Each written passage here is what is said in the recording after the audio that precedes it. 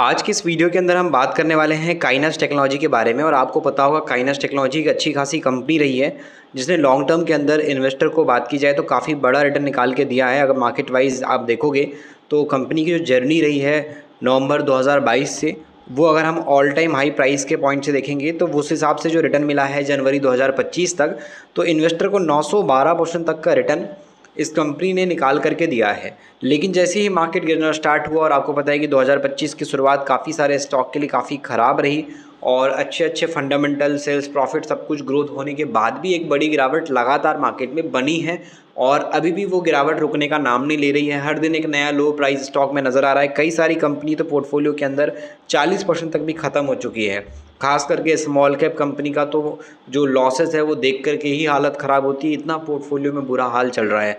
खास करके बड़ी गिरावट में जो परसेंटेज है वो स्मॉल कैप का ही है।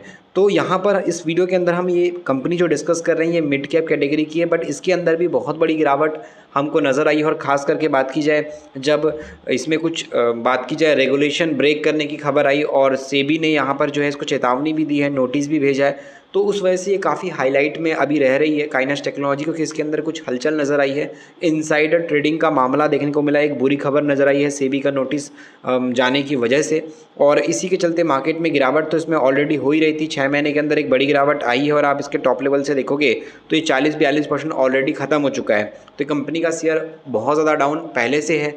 लेकिन उसके अलावा मार्केट में एक खबर आई जिसकी वजह से अचानक से मॉर्निंग में बात की जाए तो ये 9% तक भी गिर गया था। 9% गिरने के बाद फिर रिकवरी आती है गिरावट के बाद, और एक ठीक ठाक 1-1.5% की गिरावट के साथ मार्केट में क्लोज होता है। और ये हाईलाइट भी काफ़ी ज़्यादा हुआ था। अगर आप देखो तो काइनस टेक्नोलॉजी के अंदर यहाँ पर बताया गया था शेयर के अंदर जो गिरावट आई है वो एमडी को रिसीव हुई है सेबी की नोटिस, मतलब जो मैनेजिंग डायरेक्टर है काइनस टेक्नोलॉजी के, उनको सेबी ने नोटिस भेजा है और रिसीव होने के बाद से ही दिक्कत मार्केट में हुई और काइनस टेक्नोलॉजी के अंदर एक नेगेटिव इम्पैक्ट क्रिएट हुआ। क्योंकि यहाँ पर जो है सेबी ने नोटिस किया कि कुछ सस्पेक्टेड कुछ चीज़ें हो रही हैं और वायलेशन जो है वो किया जा रहा है इनसाइडर ट्रेडिंग के चलते, जिसके चलते जो है काइनस टेक्नोलॉजी पे नोटिस आई और यही न्यूज़ जो है मार्केट में काफ़ी ट्रेंड कर रही थी और इसी के चलते काइनस टेक्नोलॉजी एक दिन के अंदर 10% तक भी ख़त्म हो गया। तो ये चीज़ें मार्केट में काफ़ी ज़्यादा इंपैक्ट करती है और काइनस टेक्नोलॉजी के अंदर 9% की गिरावट मार्केट के बेस पे देखा जाए तो दबाव क्रिएट होने पे आई। और यही चीज़ें अगर हम देखें तो समय के साथ में बहुत सारी कंपनीज़ में होती हैं। अगर कुछ गड़बड़ होता है, कुछ भी ख़राब खबर आती है तो उससे कंपनी की छवि ख़राब होती है और कंपनी की छवि पे ही शेयर की परफॉर्मेंस निर्भर करती है।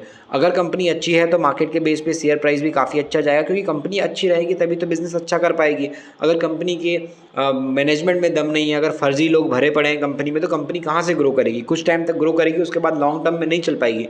लंबी अवधि में वही कंपनी चल पाती है जिसके मैनेजमेंट में दम हो, वो प्लानिंग हो, प्लस एक ईमानदारी के साथ बिजनेस करने का तरीका उनको पता हो। अगर वो कुछ 2-4 चीज़ 420 वाला करेंगे, कुछ फ्रॉड वाली चीज़ें करेंगे, तो कंपनी की इमेज एक टाइम पे ख़राब हो जाती है और मार्केट में जो ब्रांड वो बनाने की कोशिश करते हैं वो ब्रांड और ज़्यादा ख़राब हो जाता है। मनी कंट्रोल की कुछ रिपोर्ट को देखेंगे तो यहाँ पर आप देख पाओगे किस तरीके से जो कंपनी के मैनेजिंग डायरेक्टर हैं रमेश कुनिनकन की बात की जाए, जो एक कारण बताओ कि नोटिस जारी किया गया है, मतलब एक रीज़न उनको देना है।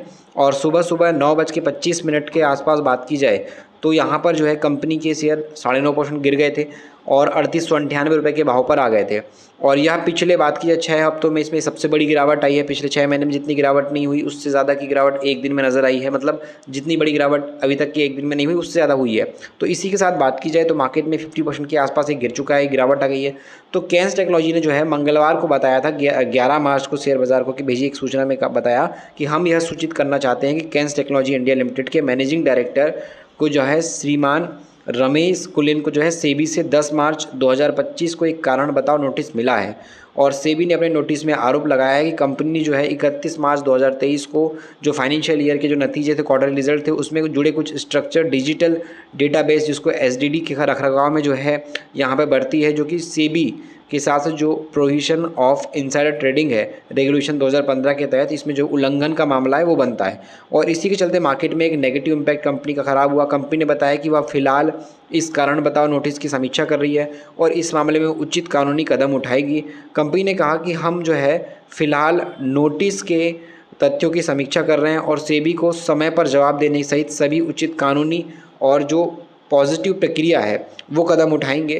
कंपनी ने यहाँ पे जो नियामक ढांचे के मुताबिक इस मामले को हल करने के लिए सेबी के साथ पूर्ण सहयोग करने की प्रतिबंध यहाँ पे रखा है, प्रतिबद्ध है। और मार्केट के हिसाब से जो कैन्स टेक्नोलॉजी है उसके अंदर 23 में से 17 एनालिसिस्ट ने शेयर को बाय रेटिंग अभी भी दी है, वहीं 5 ने कहा है कि इसको होल्ड करो और सिर्फ 1 ने इसको बेचने की सलाह दी है। तो एक्चुअल में अभी देखा जाए तो मार्केट के हिसाब से इसमें वेट करना सही होगा। अगर कंपनी के अंदर जो सेबी ने आरोप लगाए हैं अगर वो गलत हो गए तो हमको एक अच्छी कंपनी का शेयर नीचे रेट पे मिल जाएगा, सस्ते रेट में। अगर वो चीज़ सही निकल गई तो हम अगर वेट करते हैं तो हम एक गलत कंपनी से बच सकते हैं। अगर हकीकत में कुछ फ्रॉड हुआ है तो उस पॉइंट पे वेट करना बेटर रहेगा। मतलब कुछ टाइम अगर हम देते हैं सब कुछ क्लियर होने के लिए, अगर हम इंतज़ार करते हैं तो एक तरीके से हमारा जो है दोनों नज़रिए से हम देखें तो प्रॉफिट हो सकता है। पहली चीज़ जिनने पोर्टफोलियो में ऐड नहीं किया है और उनको लग रहा है कि कैन्स टेक्नोलॉजी को सस्ते में लेना है, तो यहाँ पर अगर ये न्यूज़ गलत निकली और गिरावट तो ऑलरेडी हो जाएगी तो सस्ता रेट तो ऐसे ही हो गया। अगर वो न्यूज़ गलत निकली तो एक अच्छी कंपनी का शेयर सस्ते में मिल रहा है। लेकिन अगर वो न्यूज़ सही निकल गई, जो सेबी ने जो आरोप लगाया वो सही निकल गया, तो फिर हम वेट कर रहे हैं तो वहाँ पे एक बुरी कंपनी यानी कि जो गलत कंपनी है उससे बच सकते हैं। तो दोनों साइड से अगर आप सोचोगे तो अलग अलग जो है आपके दिमाग में थॉट क्रिएट होगा। बट उसके लिए कंपनी में थोड़ा सा आपको अच्छे से समझना पड़ेगा कि कंपनी की बैलेंस शीट क्या कहती है, उस हिसाब से वेट करना है नहीं करना वो आप डिसाइड करोगे। तो चलो एक बार कंपनी की बैलेंस शीट पर नज़र डालते हैं कि फंडामेंटल कंपनी के क्या कहते हैं। सबसे पहले तो कंपनी की अगर हम बिज़नेस की बात करते हैं तो ये जो कंपनी है यहाँ पर जो है इंजीनियरिंग और मैन्युफैक्चरिंग के बेस पे काम करने वाली, जिसमें हम देखें तो अलग अलग इंडस्ट्री में ऑटो इंडस्ट्री हो गई, एरोस्पेस हो गया, डिफेंस हो गया, आउटर स्पेस हो गया, न्यूक्लियर है, मेडिकल रेलवे है, इंटरनेट ऑफ थिंग्स है, आईटी यानी कि जो इन्फॉर्मेशन टेक्नोलॉजी सेगमेंट है, इन सब के साथ मिलकर के काम कर रही है कंपनी। और इसका अभी जो सेल्स प्रॉफिट का ग्रोथ का डेटा है वो 55 से 80% का, जो कि काफ़ी स्ट्रॉन्ग है। उसके बाद भी बहुत बड़ी गिरावट है। 3 महीने के अंदर आप देखोगे तो यहाँ पे 34% तक गिर चुका है और 6 महीने के अंदर 18% की गिरावट है। तो टॉप लेवल से तो काफ़ी हद तक खत्म हो चुका है। 50% के आसपास की बड़ी गिरावट लगातार नजर आई है। और अभी के टाइम पे हम फंडामेंटल के पॉइंट से लास्ट क्वार्टर देखेंगे तो लास्ट क्वार्टर में भी कंपनी का जो है सेल्स इंक्रीज़ हुआ था और प्रॉफिट भी कंपनी का 45 करोड़ से 66 करोड़ के आसपास गया। तो प्रॉफिट तो बढ़ा था। और ईयरली बेस पे भी इसकी जो हेल्थ हम देख रहे हैं फंडामेंटल वाले पॉइंट पे तो वो भी काफ़ी हद तक सही है। शेयर होल्डिंग वाले पॉइंट पे भी जाएंगे तो शेयर होल्डिंग वाले पॉइंट पे भी आप देखोगे तो प्रमोटर जितने थे उतने ही लगभग कोई खास बदलाव प्रमोटर ने नहीं किया है। एफआईएस की मार्केट के हिसाब से हिस्सेदारी बात करें तो एफआईएस की हिस्सेदारी भी ठीक ठाक है।